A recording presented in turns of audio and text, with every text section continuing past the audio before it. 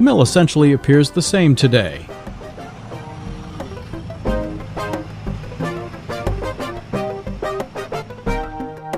The beautiful mill house is adjacent.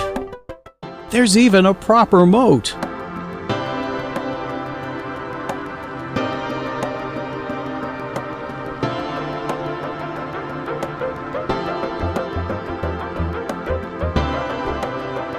The mill houses its own history, plus Edinburgh's past, items from the Civil War, and the ensuing evolution of technology and society.